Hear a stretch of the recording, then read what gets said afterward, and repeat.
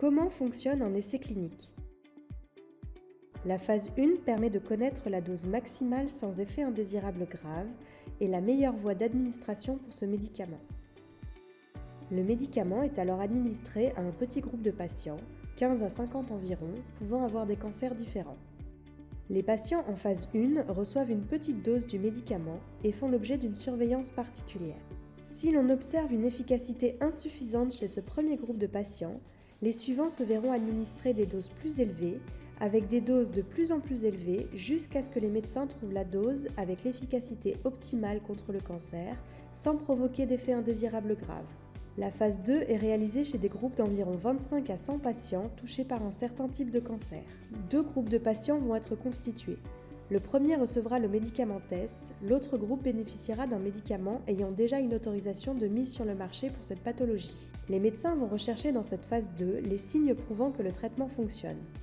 Réduction du volume de la tumeur, période sans croissance de la tumeur ou absence de récidive, amélioration des conditions de vie du patient. En conclusion, l'essai déterminera si le nouveau traitement améliore la qualité de vie des patients et ou prolonge l'espérance de vie. L'efficacité ayant été démontrée, le médicament étudié doit être comparé aux médicaments existants. Démarre alors la phase 3. Cette phase engage un plus grand nombre de patients, soit des milliers de patients, en France et un peu partout dans le monde et au même moment.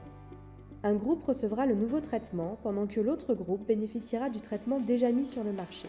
Certains essais cliniques peuvent être composés de plus de 2 groupes de patients.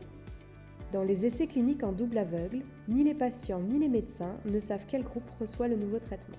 Si les spécialistes se rendent compte en analysant les résultats que le nouveau traitement est d'une efficacité bien supérieure au traitement référent et que les autorités ont donné leur accord, alors les oncologues pourront traiter leurs patients avec ce nouveau médicament.